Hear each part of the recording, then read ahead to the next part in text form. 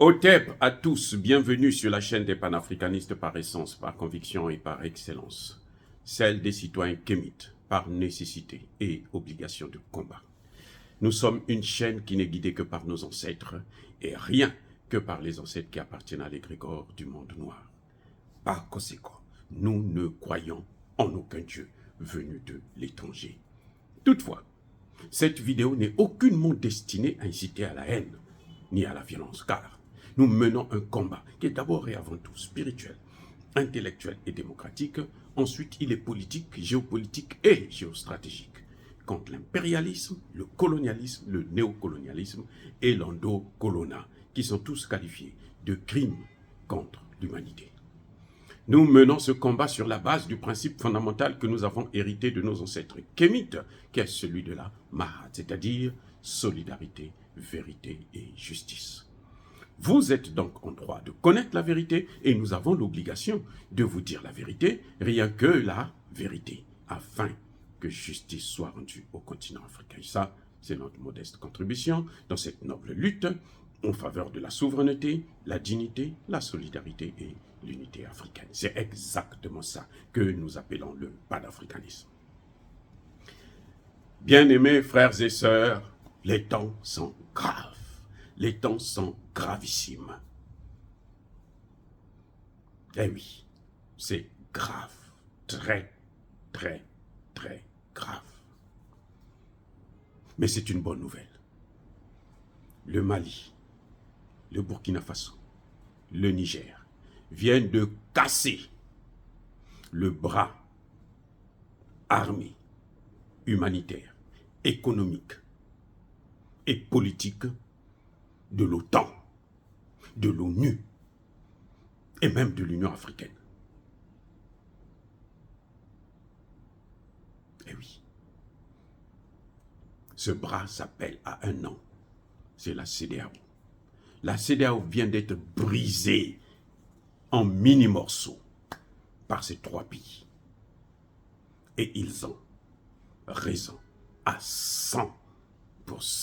J'allais dire plutôt à 200%. Ah oui. C'est ça que nous attendions depuis longtemps de ces trois pays. La CEDEAO n'est pas une institution africaine. C'est une institution européenne, américaine, occidentale, onusienne. Les décisions de la CEDEAO sont prises au niveau de l'ONU, même pas de l'Union africaine. L'Union africaine vient seulement valider ce que l'ONU, ce que l'OTAN, ce que l'Union européenne, ce que le G7 prennent comme décision. Maintenant, ce temps est révolu. La décision que viennent de prendre ces trois États, c'est une décision historique. Vous savez, j'ai eu des larmes aux yeux quand j'ai entendu le communiqué, parce que c'est tellement beau d'entendre, de voir des gens, enfin, qui nous redonnent notre dignité.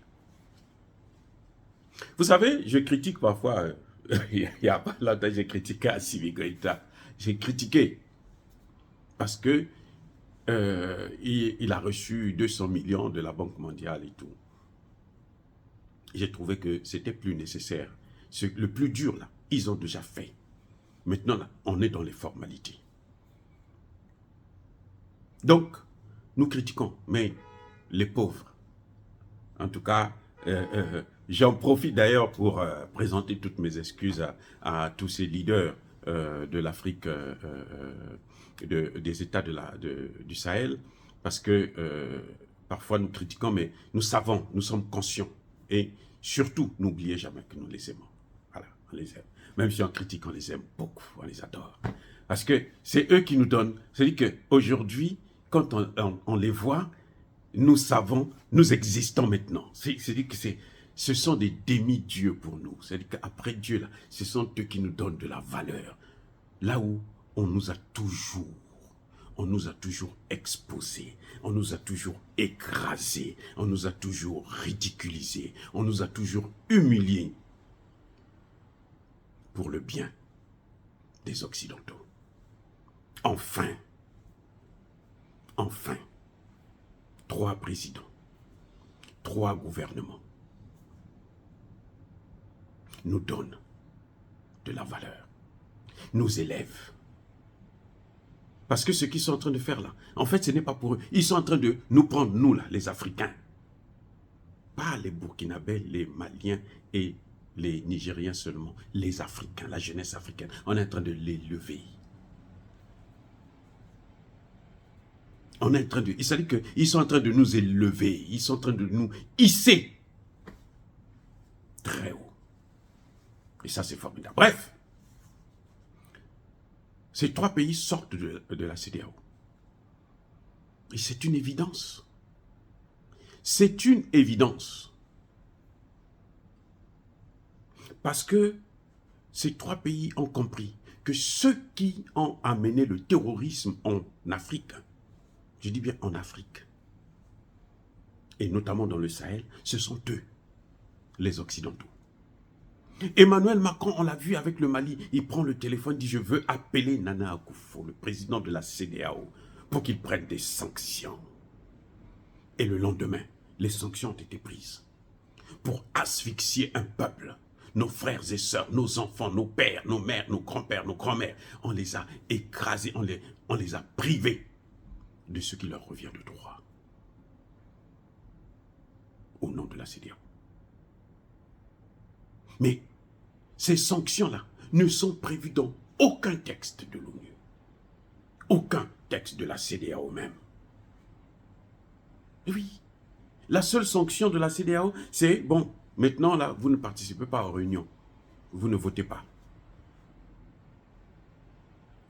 Voilà la seule sanction qui est prévue par les textes.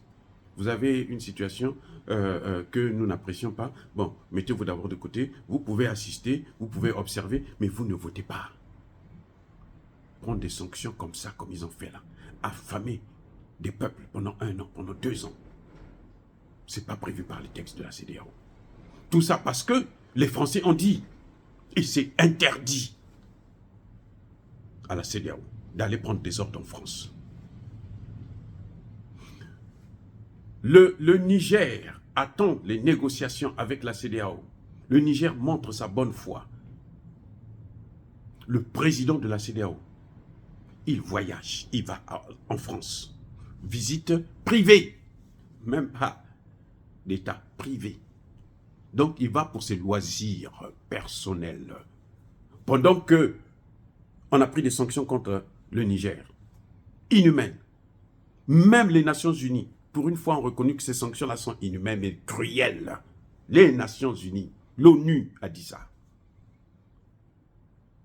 Tinubu va en France. Pour aller faire quoi? Visite privée? En fait, c'est pour aller prendre des ordres auprès de Macron. Qu'est-ce qui se passe encore? Mais il n'y a pas que ça. Alassane Ouattara aussi, il est en France. Il y a la canne chez lui.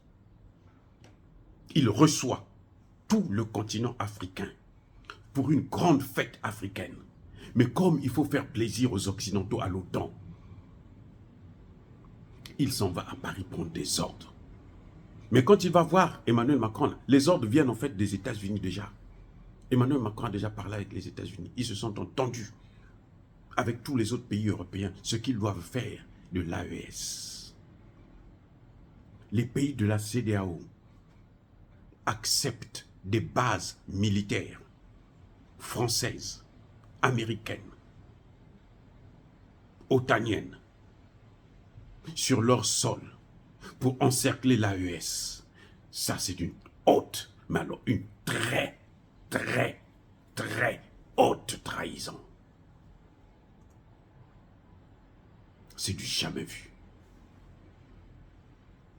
Un frère à vous qui va voir votre ennemi, qui vient l'installer dans votre maison, dans sa chambre, pour vous mener la guerre dans votre chambre. Vous voyez ça? Vous êtes dans votre maison, la maison que votre père vous a laissée. Chacun sa chambre. Ton frère à toi va prendre l'ennemi, l'amène dans sa chambre et il donne de l'espace à l'ennemi de pouvoir te calculer pour te détruire. Et toi, tu dois continuer à rester à côté de ce frère, le considérer comme étant ton frère. Non, ça ne se fait pas. Regardez comment ils ont manipulé l'Algérie qui est tombée dans le piège. Surtout que l'Algérie, c'est même pas la peine. Depuis 1960, l'Algérie vole le pétrole, le gaz du Mali.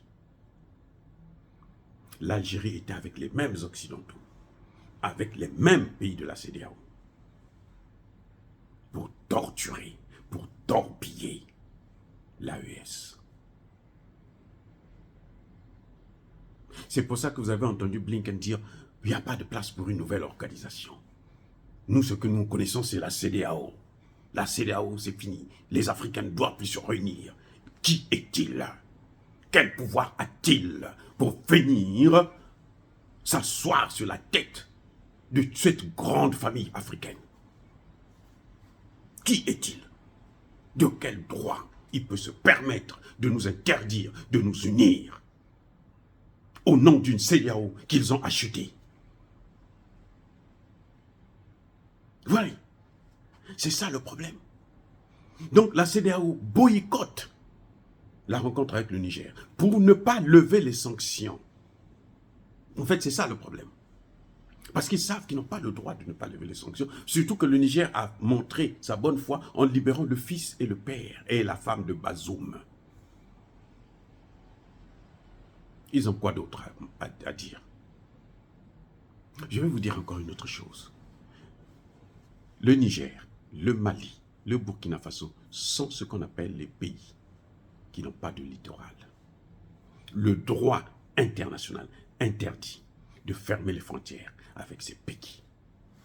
La CEDEAO l'a fait. La CEDEAO a violé le droit international exactement comme l'OTAN l'a toujours fait quand il s'agit de leurs intérêts à préserver. Ils violent le droit international. Dois-je vous rappeler que quand les États-Unis vont bombarder au Yémen, ils ne demandent pas l'autorisation du Conseil de sécurité. Vous savez que c'est une violation du droit international. La Chine l'a dit au Conseil de sécurité de l'ONU, c'est pas moi qui le dis.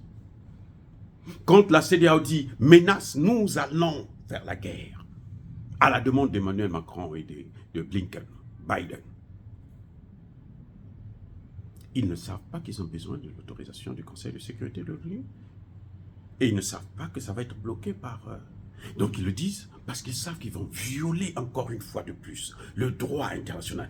L'Union africaine doit faire maintenant attention. S'ils continuent à jouer, l'Union africaine va aussi disparaître. Parce que les peuples africains sont prêts à détruire cette Union africaine et reconstruire une autre Union africaine sans tous ces voyous que nous voyons là.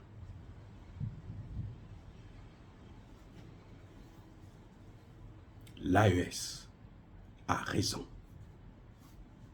On n'attendait que ça. On savait que c'est fini, c'est mort.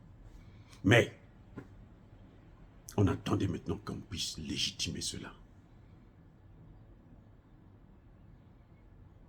Depuis qu'ils ont pris les mêmes sanctions, mais encore des sanctions même plus sévères contre le Niger, nous on savait que c'est fini pour la CEDEAO. Eh oui. Ces trois pays-là qui sont sortis du Liptako Gourmand sont au cœur de l'Afrique centrale, de l'Afrique. Parce que le Sahel a d'une part l'Afrique de l'Est, l'Afrique centrale, d'autre part l'Afrique de l'Ouest et l'Afrique du Nord. C'est quoi? Un triangle. Ils sont au milieu du triangle.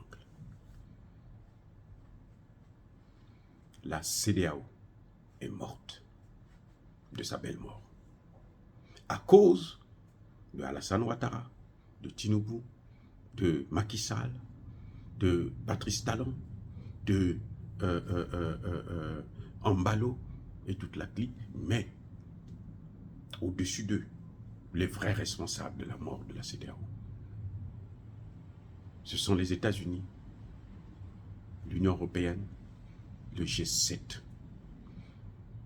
Ils ont pris leur guerre en Ukraine, ils l'ont amenée dans le Sahel. Ou plutôt, ils sont venus, ils voulaient continuer la guerre.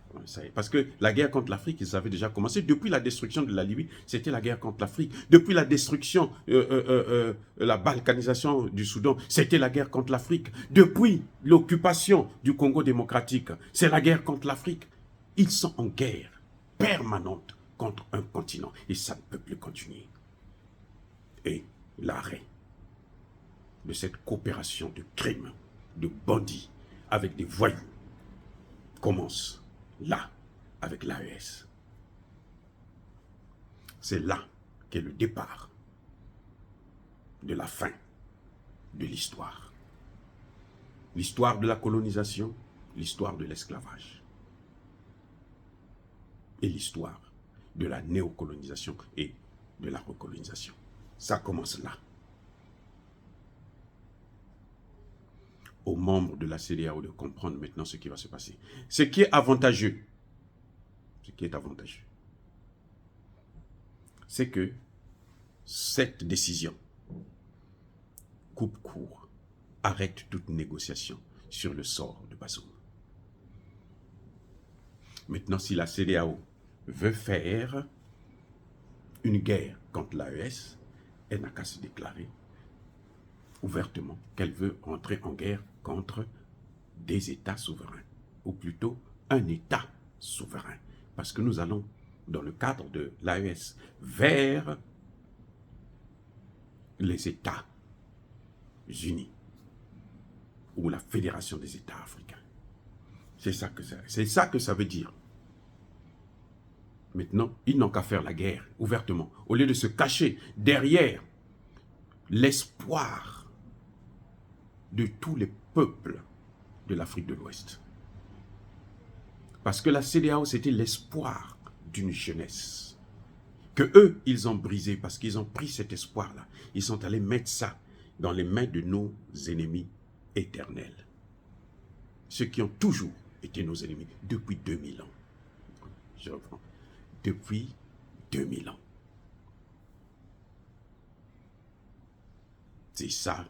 Vraiment, c'est une décision très importante et nous saluons les dirigeants de l'AES, les 3 gouvernements, les 3 présidents, et nous saluons ces populations merveilleuses qui sont en train de soutenir, parce que sans ces populations, ils n'auraient pas le courage, ils n'auraient pas la force de le faire. C'est à cause des populations, nos frères et sœurs du Mali, du Burkina et du Niger, que donc nous les saluons, nous les félicitons, nous les acclamons.